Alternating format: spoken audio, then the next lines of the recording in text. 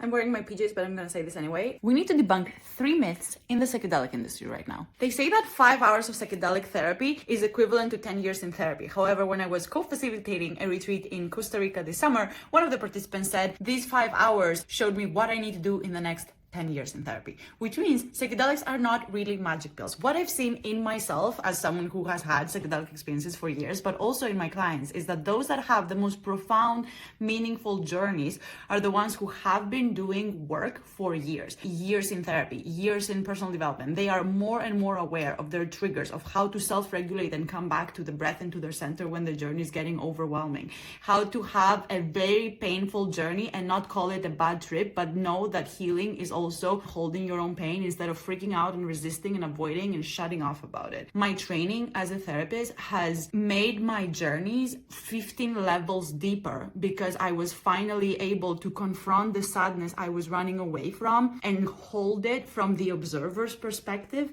and not be inundated by it. And then I could be sad for 2 more weeks, but then it was like the rainbow after the storm. Clarity started to come, peace, calm started to come, because the cliches are cliches for a reason.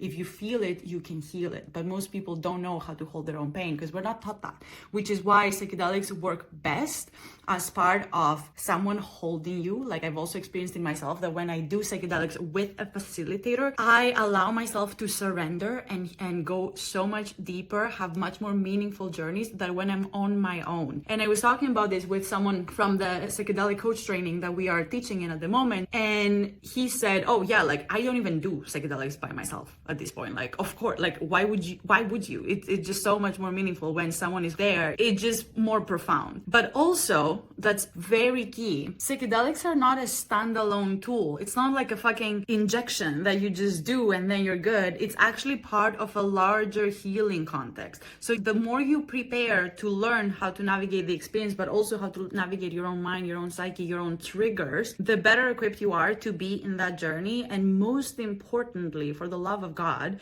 the most healing happens after the journey. The psychedelic experience is not the completion, it's the beginning. And most people see it as like, okay, I got that message, that's it. It's like, well, it's about what you do with the message, which is the months of integration, which is what I do for months that follow after the journey. People that end up saying that psychedelic experience really changed so much for me, they're also not saying that that was not the only thing they did. They were literally doing the work for years, most of them. And then they see psychedelic as an accelerator. Then when it's time, they do it, and then they continue doing the work. And then they need another accelerator, they do it, and they continue doing the work. But this is just how, the work is how we live.